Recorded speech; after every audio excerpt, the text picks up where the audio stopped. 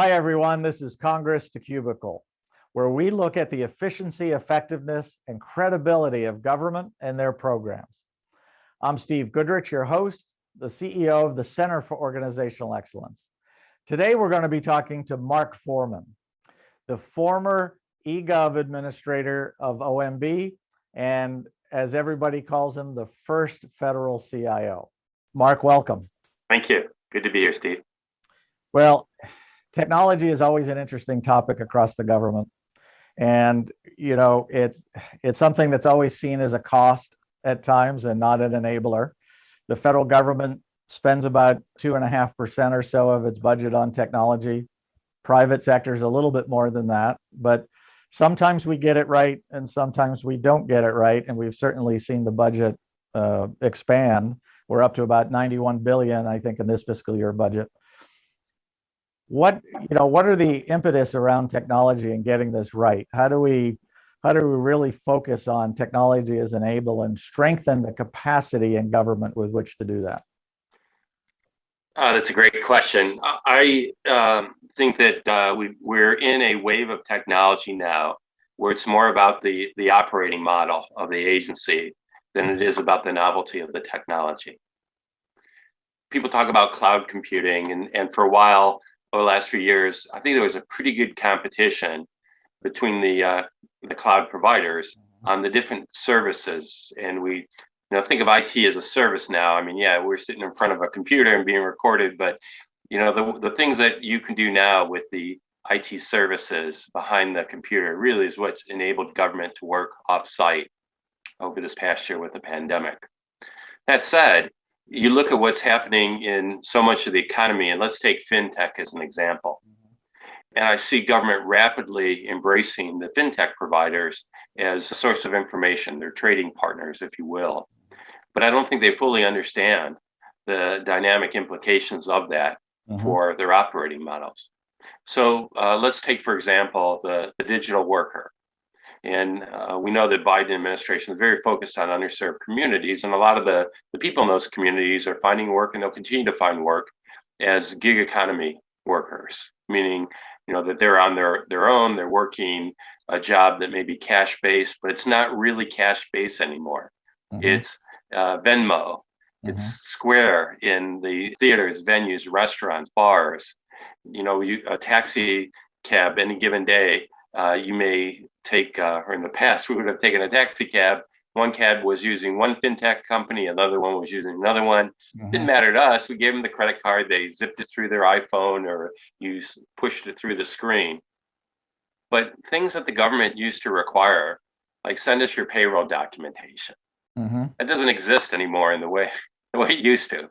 It's now in these data sets that reside in these fintechs. And I think the more that we see serial controls and other technologies coming into the economy, it really affects the business model of the business institutions that the agencies have to regulate or they have to trade information with. And they've got to understand, how does that affect their regulatory model? Well, how do other components, whether it's laws, I've seen HHS struggle with sharing data across even optives within HHS because of HIPAA laws. Right. So there's things we've got to break down in that process, as well as making sure the skill base is there, making sure procurement is aligned with the needs and can get there. What are some of those barriers that we've got to work on? I think the information sharing one is reflective of a couple of elements. Number one, it seems every agency, and within an agency, every program used to develop their own applications. And still, I think this fight between the CIOs and the program offices is a reflection that the program offices own the applications. Now, before the cloud, when you bought an application, you generally bought all the equipment to run that application, the databases and database software, the servers that stored the data and the databases, and the servers that allowed you to do the processing.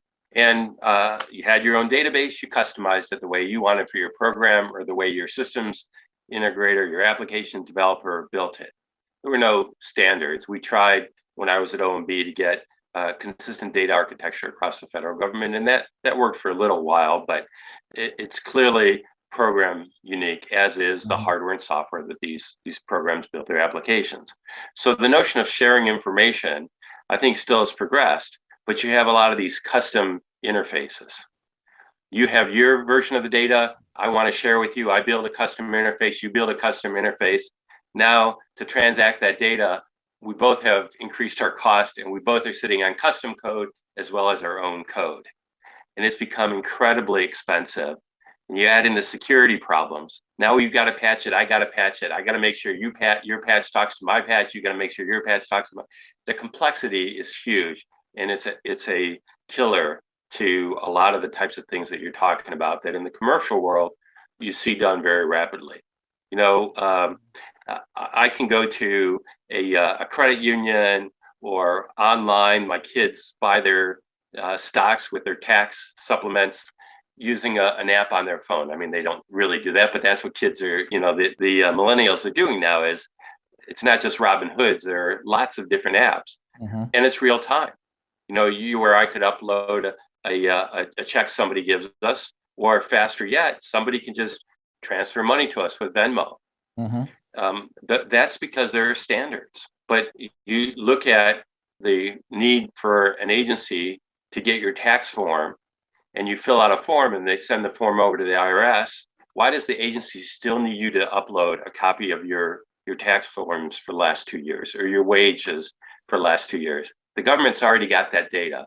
And the point that I think you're alluding to is, why can't they get at that data that the government already has? And it's because of lack of standards, and it's because these applications were all built in an era where everybody did it by themselves. And that's just not the way the economy works anymore. And it doesn't work that way anymore because the technology makes it so easy to securely interchange data.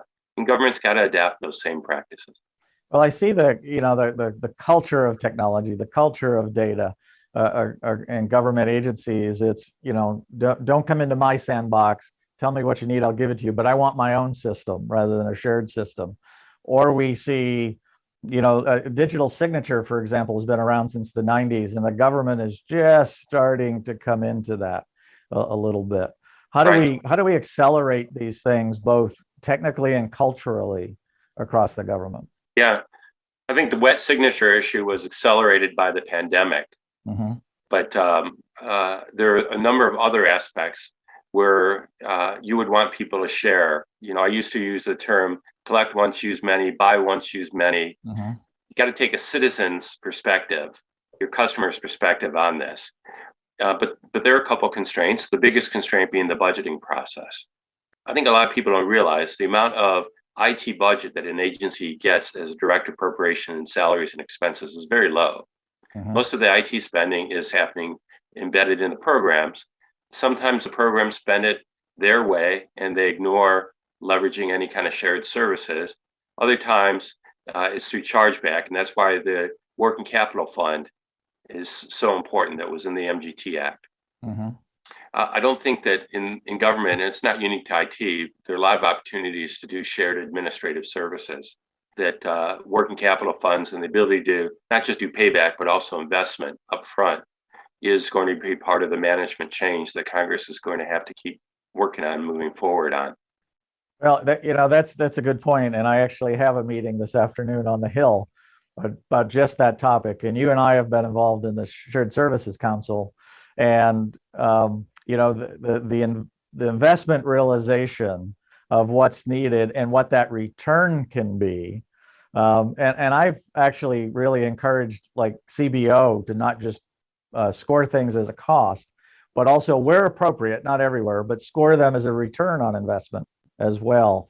That seems like a struggle at times in getting folks to pay attention to the right things. Well, that's right. And by the same token, I don't think you can look at a cash flow savings as the only performance measure. Fully agreed. Yeah. Okay. If it's the IRS and you're talking about reducing the cost of processing or more accurate accounting, you can figure out a cash flow return on investment. But if you're talking about reducing homelessness and you're looking at freeing up money from the cost to get decent housing, do you want to know how much money you freed up, or how many fewer people are homeless. And my preference would be real productivity is taking care of the public policy problem, not how much cheaper you've made it to take care of the public policy problem. Do you know what I mean? Oh, absolutely. And I actually call that return on expectation. Yeah. And that can be measured. Yes. And we should be measuring that, frankly, in the process. So within that construct, Fatara is an interesting tool, but I also see tools, for example, Giprama, Gipra and Giprama, and they kind of die on the vine after a while. Fatara is still out there, and Congress is still paying attention to it for sure. I'm a little amazed that everybody is in a close margin now. This last round, C- to B+ was the range. There were no Ds and Fs. But I don't necessarily feel we've gotten there. Is it still a useful tool? And is there something we can do to help add more value with a Fatara type tool? I'm really conflicted. I worked on the Cleaner Cone Act. Yep. Back then it was the Cone 11 Act, originally IT Management Reform Act when it passed Congress. And so I've been at this from the Hill side, the executive branch side, and from the industry side. And I have to say the role of the CIO has become less engaged in the program offices over the last few years. Seen that. It's almost as if every legislation backfires. Mm-hmm. So I understand the grades. I think the grading system is good. I know Rich Aspires worked really hard on that, and was a really good CIO.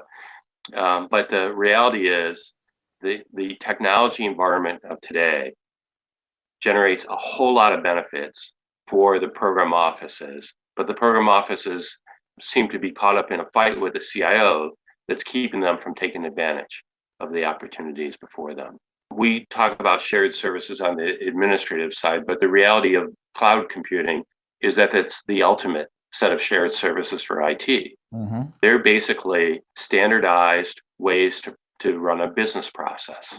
So you put the right pieces of the puzzle together in a cloud offering from anyone from Salesforce to IBM to Amazon, Google, Microsoft, and you don't have to buy computers anymore. You literally can run a business process at a fraction of the cost. It can scale up and scale down. You pay for it by the drink. But somebody's got to figure out, what are the piece parts? What are those IT services components, which the industry calls generally microservices? And how do you hook that together? How do you architect that together? And the program offices don't have the skills. And you realize that somewhere around, I think the latest accounting I saw from the hearing on Friday was Friday, April 16th, was somewhere around 13% of the money is actually going to modernization. So most of the money is going to maintenance or mixed maintenance with some tweaking of it, which is okay. But that dominates the IT industry. And if you look at the big companies in the systems integrator marketplace, are they going to invest where the money is? Or are they going to invest in modernization? They're investing where their money is, which is keeping the lights on, not building new stuff. So the program office doesn't have it. The core IT industry base doesn't have it. And there are some startups and more companies coming in. But I think by the same token, there's the reality of change in this space. People in government are very comfortable with the processes they put in place. The economy is moving ahead of us. It's been moving, but now it's the gap between where we are in the agencies and where we are in the economy is becoming more and more stark, largely because of fintech, I believe. And I don't know if it's a crisis. Generally in government, we see crisis drives change in IT, but I do think that it is a leadership issue. And I don't think that simply using the Fatara lesson or the TMF, as the letter from the Hill said, shows how much money you're going to save us. I don't think that's the right governance approach. I think people have to come in with a vision of how they want to modernize the business of government, not the technology of government. Do you know what I mean? Yeah, no, I absolutely see what you mean. I was talking to one agency the other day where you have the program office, the CIO, the CTO was separate from the CIO, and the chief data officer was off in another deputy secretary's office someplace else. And they really don't even have a council where they get together and address some of these issues. It's, as you say, it's keeping the lights on. How do we just keep the lights on? Something needs to be repaired, we fix it. If a new requirement comes down, let's just go get a contractor to build it for us and be done, rather than looking at, well, how do we modernize our processes? How do we achieve in our programs? And how do we use technology as an enabler to help us get there? Which brings me to the next point of conversation, which is we just got $1 billion in the TMF. Can we sit here, 3 or 4 years from now and say, we really put that money to good use? And I was just reading the other day that a lot of that money is going to go to legacy systems. How do we get it focused on modernizing the technology and therefore supporting the programs that we need? Yeah.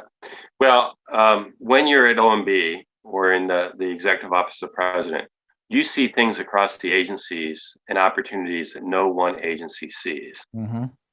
And I think that that's probably where you get the biggest payoff, is these shared service, what we would call shared services components, but they're actually points of leverage across agencies, mm-hmm. where the agencies are grappling with a common problem or issue. It may be the information sharing issue around tax data. It may be the interagency transactions that for years has been a noose around the government accounting neck that they can't really tell. I think implementing the Data Act at its heart gave a simple way to understand this expenditure of agencies and push accountability in. But no one agency was willing to make the investment to change their accounting systems for real transparency.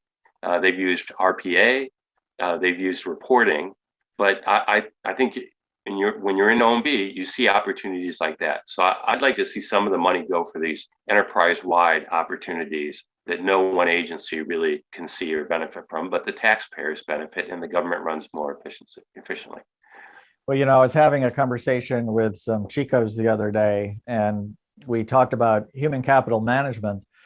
And we know what payroll is for the government. It's a little over $300 billion. But we really don't know what's spent on human capital management, how many systems are truly out there, where there's redundancies, where sharing can take place. So in my mind, there's shared services, but there's also sharing. And, a few years ago, I took one agency on a field trip to another agency. Congress had given them $100 million to build a system, but the system had already been built by another agency. Yeah. And we went on a field trip. And the agency said, we'll give you all our code. We'll give you all our documentation. I'll even give you 3 or 4 people for 4 or 5 months to help you get this configured and set up. Cost $2 million, a lot more speed to action here, faster. And of course, the receiving agency said, no, we want to build our own, because then we'd have to give back that $100 million, and we don't want to do that. Well, the reports on government IT success and failure. Mm-hmm. I was just looking at this data yesterday from the Standish Group. 13%, I believe, was a success rate. Maybe it's 15%. Oh, it's 13. I looked at the same report. So okay. Yep. And then true failures was something like 40-some%. Mm-hmm. And then you have this gray area: over budget, behind schedule, partially meeting performance requirements. So we shouldn't have grandiose expectations that magically we'll figure out how to get $1 billion worth of benefit from $1 billion worth of modernization spend. If we do 20% worth of benefit, we're beating the averages. Mm-hmm. That's 200 million worth. So I think there needs to be realistic expectations about getting benefit. The key for me in getting benefit first is doing a decent business case. And I think part of what's missing is the CIOs have lost some of their authority, is the muscle memory of the government on how to do a good analysis of alternatives, definition of functional features and functional needs. Mm-hmm. They go into figuring out what are your alternatives.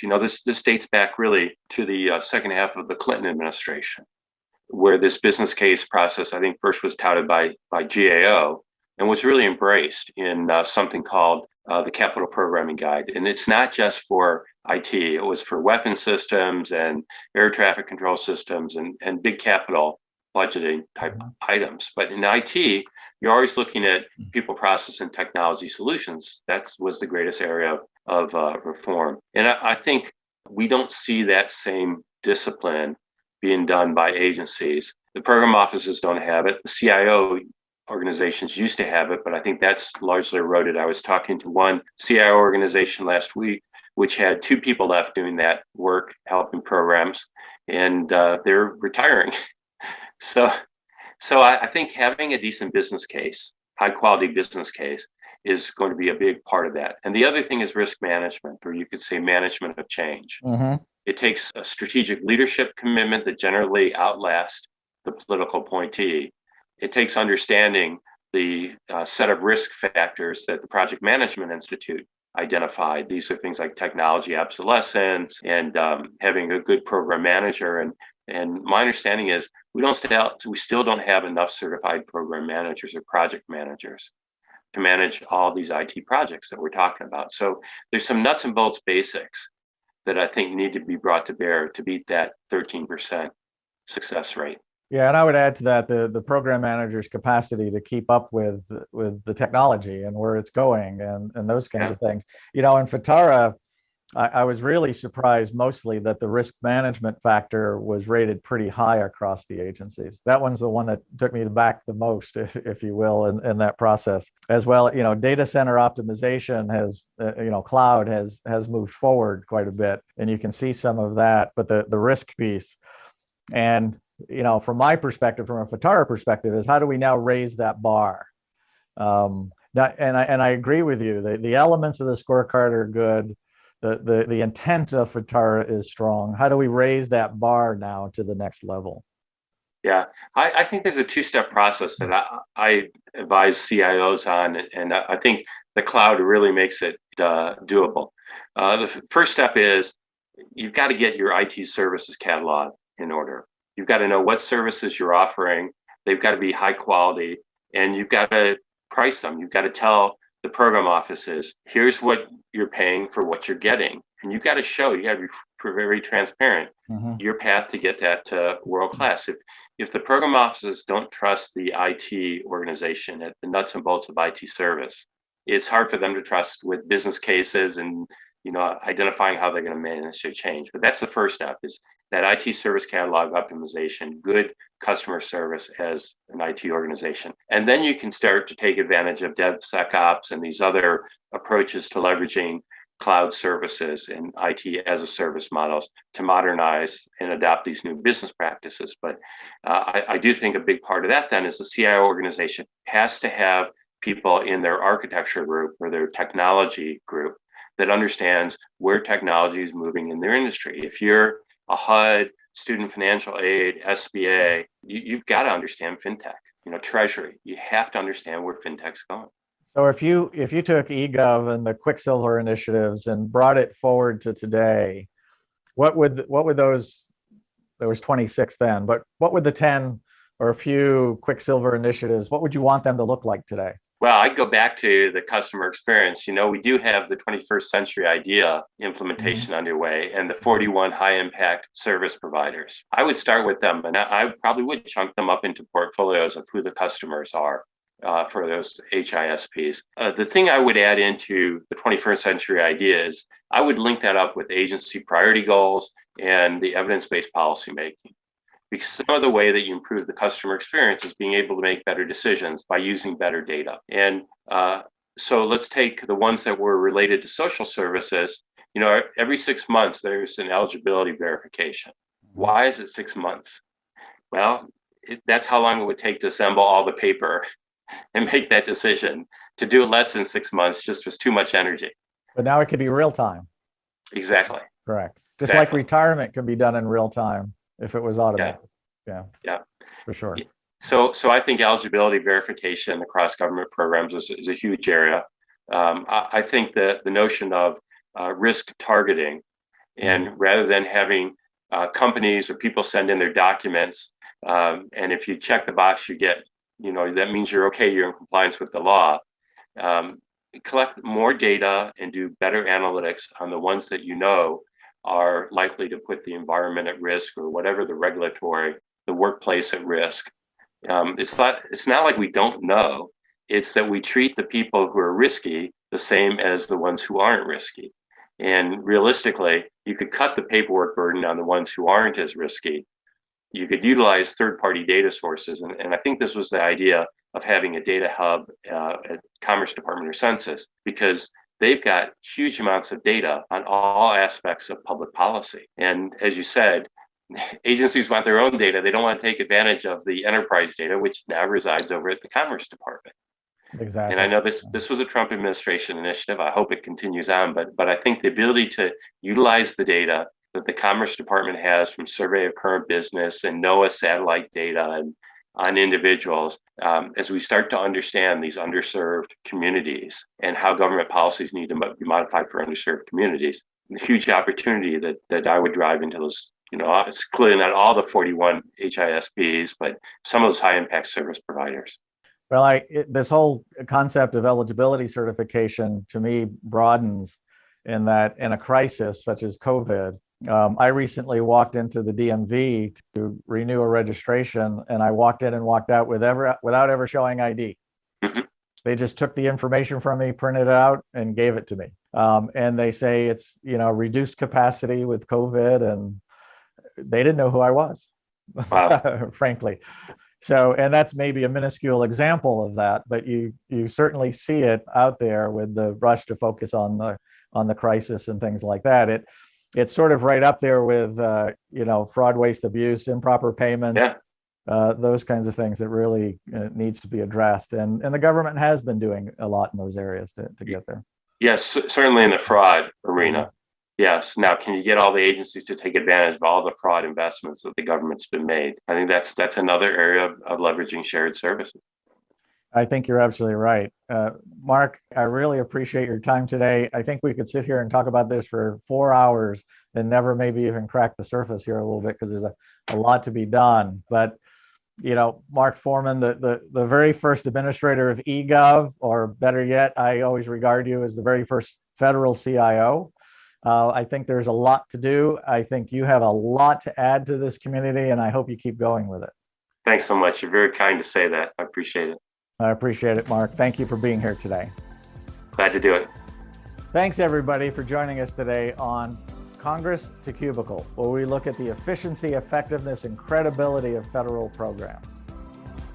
I hope you enjoyed today's episode. You'll get a chance to see these up on YouTube, as well as all the major podcast channels. If you have any comments or questions, you can reach me directly at steve@center4oe.com. That's steve@center4oe.com. Thanks, and we look forward to seeing you next time.